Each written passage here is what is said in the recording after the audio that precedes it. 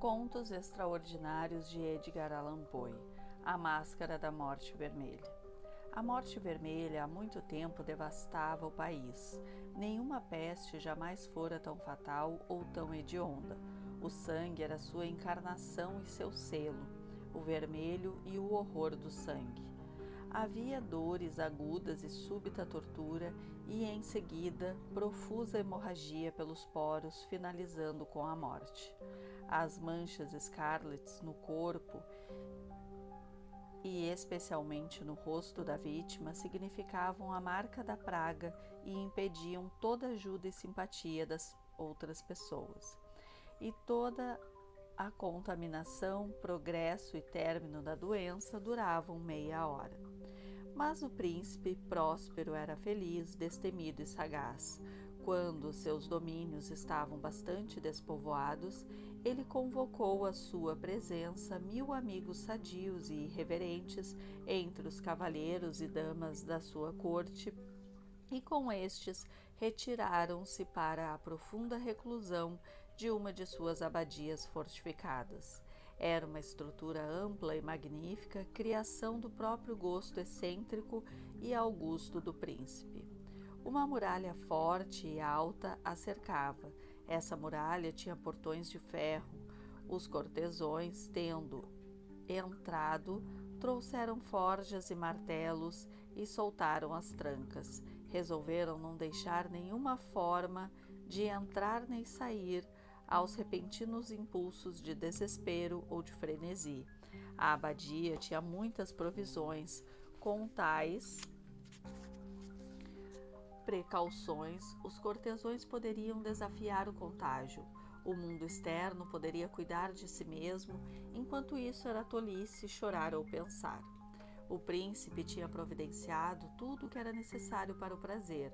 Havia bufões, improvisadores, bailarinos, músicos, havia beleza e vinho. Dentro havia tudo isso e segurança. Do lado de fora estava a morte vermelha. Foi no final do 5º ou 6º mês de sua reclusão e enquanto a peste se enfurecia cada vez mais no exterior, que o príncipe próspero resolveu entreter seus 1000 amigos com um baile de máscaras de mais incomum magnificência. Era uma cena voluptuosa aquela festa mascarada, mas primeiro deixe-me falar dos cômodos em que era realizada. Eram 7, uma suíte majestosa.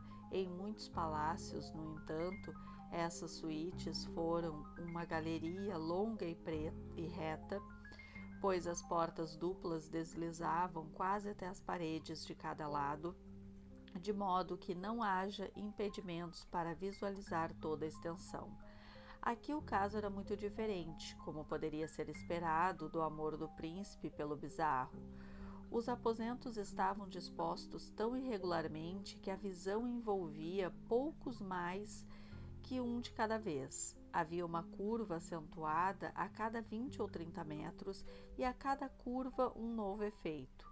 À direita e à esquerda, no meio de cada parede, uma janela gótica alta e estreita dava para um corredor fechado que seguia até a suíte sinuosa. Essas janelas eram de vitrais, cuja cor variava de acordo com o tom predominante das decorações do aposento para o qual ele se abria. Se a da extremidade leste estava pintada, por exemplo, de azul vibrante, azuis eram suas janelas. O segundo quarto era roxo em seus ornamentos e tapeçarias, e aqui as vidraças eram roxas. O terceiro era totalmente verde, assim como os batentes das janelas.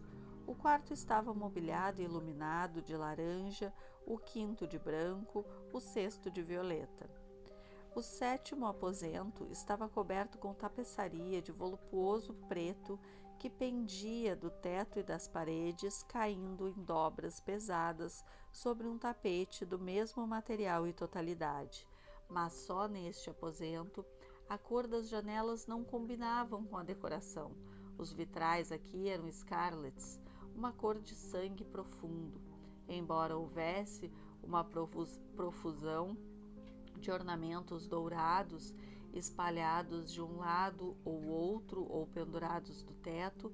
Em nenhum dos 7 aposentos havia nenhuma lâmpada ou candelabro. Não havia luz de nenhum tipo emanando das lâmpadas ou velas dentro do conjunto de aposentos.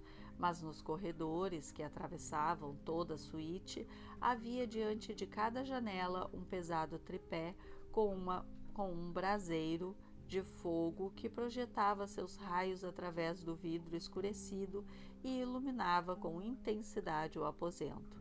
E assim eram produzidas uma multidão de aparições berrantes e fantásticas. Mas no aposento ocidental ou negro, o efeito da luz do fogo que fluía sobre as cortinas escuras através das vidraças tingidas de sangue era extremamente medonho e produzia uma expressão tão selvagem sobre o semblante dos que entravam, que havia poucos convidados que ousavam colocar os pés no recinto.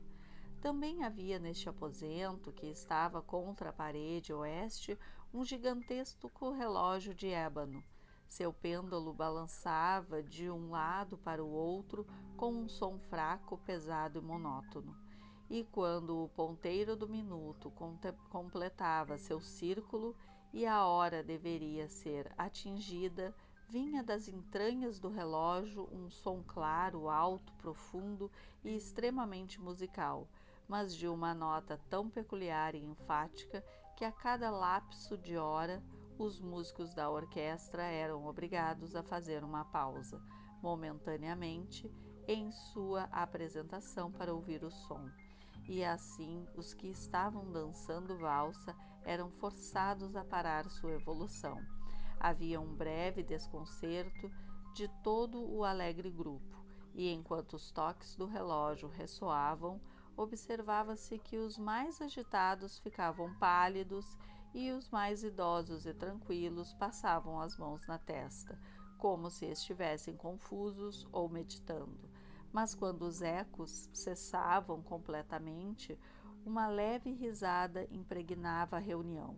Os músicos se entreolhavam e sorriam como se estivessem nervosos e loucos.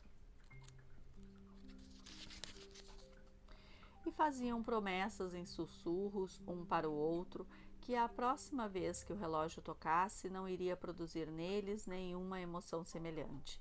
Mas então, após o lapso de 60 minutos, que abrange 3.600 segundos do tempo que voa, havia mais um toque do relógio, o mesmo desconcerto, tremor e meditação de antes. Mas apesar dessas coisas, era uma festa divertida e magnífica. Os gostos do príncipe eram peculiares. Ele tinha um bom olho para cores e efeitos. Desenhava os caprichos da mera moda. Seus planos eram ousados e ardentes e suas concepções tinham um bárbaro esplendor. Alguns pensariam que estava louco, seus seguidores não concordavam, era necessário ouvi-lo, vê-lo e tocá-lo para ter certeza de que não estava. Ele tinha se ocupado pessoalmente em grande parte da decoração dos 7 aposentos, por ocasião desta grande fête, e foi seu próprio gosto orientador que tinha dado caráter aos mascarados.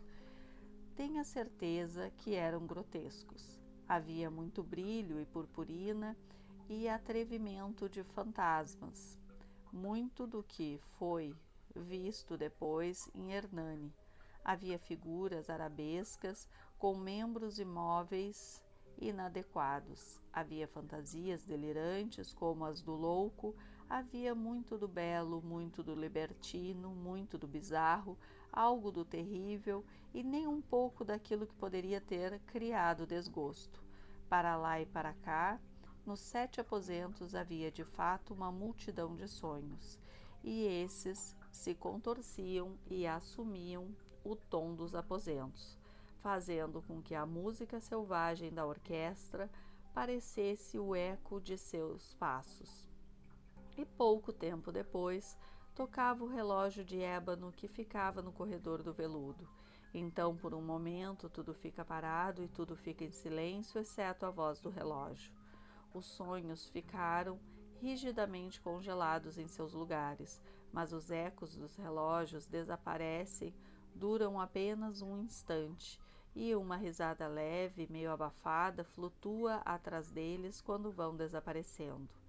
E agora, mais uma vez, a música ganha volume e os sonhos vivem e se contorcem mais alegremente do que nunca, assumindo o tom das janelas, das muitas janelas pintadas através das quais fluem os raios dos tripés. Mas no aposento, que fica mais a oeste do sete, nenhum dos mascarados se aventura a entrar, porque a noite está terminando e de lá flui uma luz mais vermelha pelas vidraças, cor de sangue. A escuridão da zibelina amedronta e para quem pisa sobre o tapete escuro, o relógio de ébano próximo tem um repique abafado, mais solenemente enfático do que qualquer outro que atinja os outros vidros daqueles que se entregam aos prazeres dos outros aposentos mais distantes. Mas esses outros aposentos estavam densamente lotados e neles pulsava febrilmente o coração da vida, e o festejo continuou rodopiante até que finalmente começaram as 12 badaladas da meia-noite no relógio. Então a música parou, como se alguém tivesse dado um comando. As evoluções dos valsistas foram aquietadas e tudo parou desconfortavelmente como antes.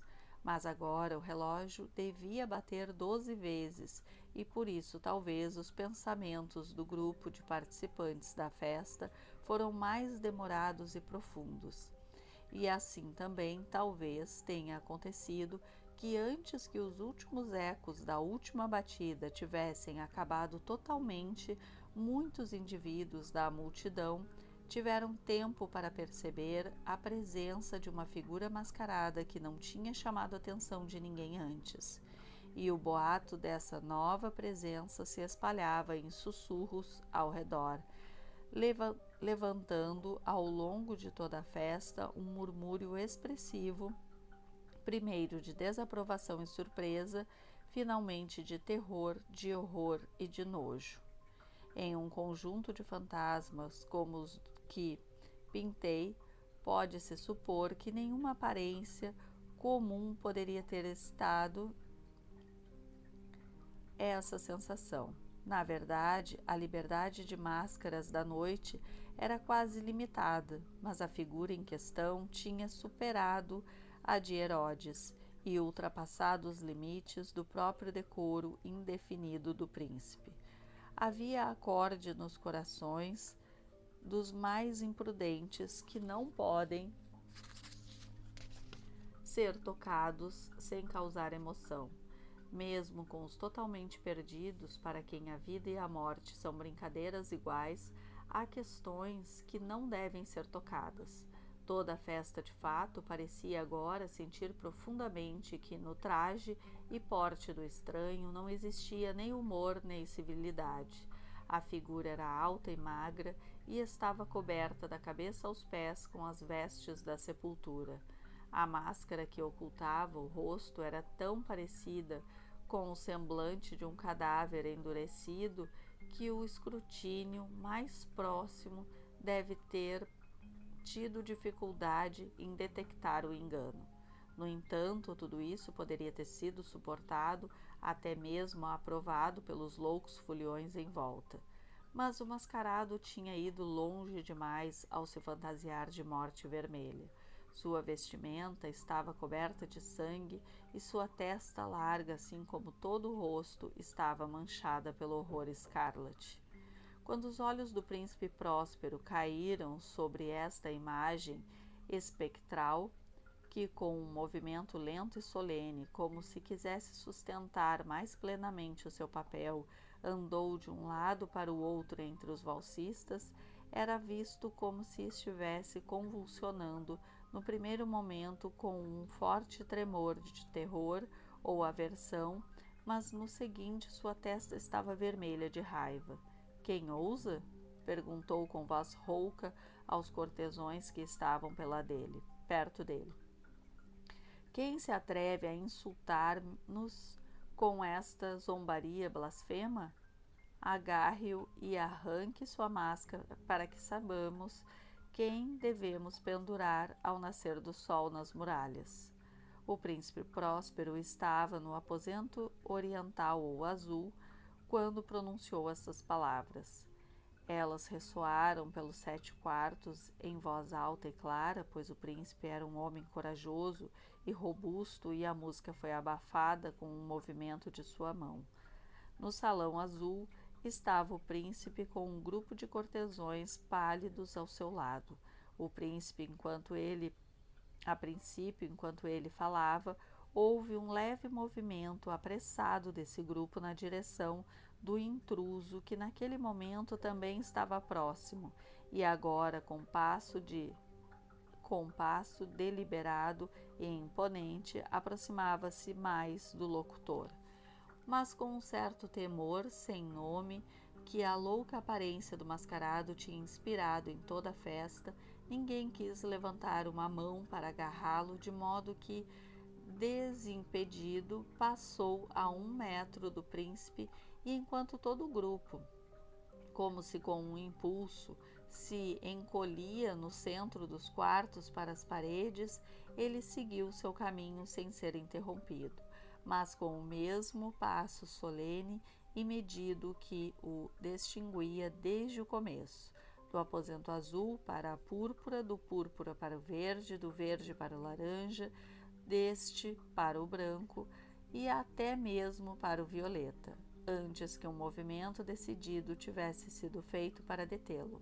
Foi então que o príncipe Próspero, enlouquecido de raiva e vergonha de sua própria covardia momentânea, correu apressadamente pelos 6 quartos, apesar de que ninguém o seguiu, pois um terror mortal tinha se apoderado de todos. Ele ergueu uma adaga desabanhada e se aproximou em rápida impetuosidade a 1 metro da figura que caminhava, quando esta, tendo atingido a extremidade do aposento de veludo, virou-se subitamente e confrontou seu perseguidor. Houve um grito agudo e o punhal caiu brilhando sobre o carpete. E sobre este caiu instantaneamente morto o príncipe Próspero. Então, juntando a coragem selvagem do desespero, uma multidão de foliões imediatamente correu para o aposento negro e, agarrando o mascarado, cuja figura alta tinha ficado ereta e imóvel à sombra do relógio de ébano, retrocedeu, horrorizada, ao descobrir que a roupa mortuária e a máscara de cadáver, que tinham puxado com uma grosseira violenta, não possuía nenhuma forma tangível, e agora tinham reconhecido a presença da Morte Vermelha. Ela veio como um ladrão na noite, e um a um caíram os foliões nos corredores cheios de sangue e de festejo, e morreram na posição desesperada de sua queda, e a vida do relógio de ébano desapareceu com a do último dos convidados da festa, e as chamas dos tripés se apagaram. E escuridão, decadência e a Morte Vermelha mantiveram um domínio ilimitado sobre todos.